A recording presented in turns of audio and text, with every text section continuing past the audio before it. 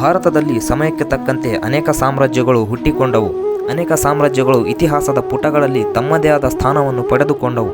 ಅಂತಹದ್ದೇ ದಕ್ಷಿಣ ಭಾರತದ ವಿಜಯನಗರ ಸಾಮ್ರಾಜ್ಯ.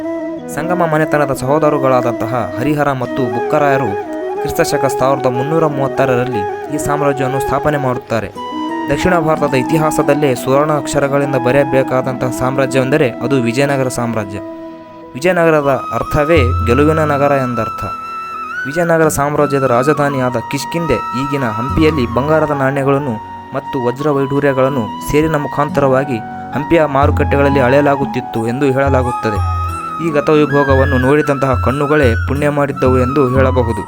ಬಹುಶಃ ಕನಸಿನಲ್ಲಾದರೂ ಆಗಿನ ಹಂಪಿಯ ಸುವರ್ಣ ವೈಭೋಗವನ್ನು ನೋಡುವ ಅವಕಾಶವೊಂದೊದಗಿ ಬರಲಿ. ವಿಜಯನಗರ ಸಾಮ್ರಾಜ್ಯ ಕೇವಲ ಯುದ್ಧ ಸಾಮ್ರಾಜ್ಯವಲ್ಲ, ಅದು ಸಂಸ್ಕೃತಿ, ವಿಜ್ಞಾನ, ಕಲೆ, ಆಡಳಿತ ಮತ್ತು ಸಹಿಷ್ಣುತೆಯ ಅದ್ಭುತ ಉದಾಹರಣೆಯಾಗಿದೆ. ಇಲ್ಲಿನ ದೊಡ್ಡ ಗೋಪುರಗಳು, ಕಂಬಗಳ ಮೇಲೆ ಕೆತ್ತನೆ, ಸಂಗೀತ ಕಂಬಗಳು ಇವು ಇಂದಿಗೂ ವಿಜ್ಞಾನಿಗಳಿಗೆ ಆಶ್ಚರ್ಯ ಮೂಡಿಸುವಂತಿವೆ. ಭೂಮಿಯ ಮೇಲಿನ ಸ್ವರ್ಗ ಎಂದು ವರ್ಣಿಸಿದ್ದಾರೆ. ವಿಶಾಲ ಮಾರುಕಟ್ಟೆಗಳು, ವಜ್ರ ಮುತ್ತುಗಳ ವ್ಯಾಪಾರ, ಅದ್ಭುತ ದೇವಾಲಯಗಳು ಇವೆಲ್ಲವೂ ವಿಜಯನಗರದ ಶ್ರೀಮಂತಿಕೆಯನ್ನು ಹೇಳುವ ಮೌನ ಕಥೆಗಳಾಗಿವೆ. ವಿಜಯನಗರ ಸಾಮ್ರಾಜ್ಯದ ಕಲೆ ಮತ್ತು ವೈಭವವು ಇಂದಿಗೂ ಹಂಪಿಯ ಅವಶೇಷಗಳಲ್ಲಿ ಜೀವಂತವಾಗಿದೆ.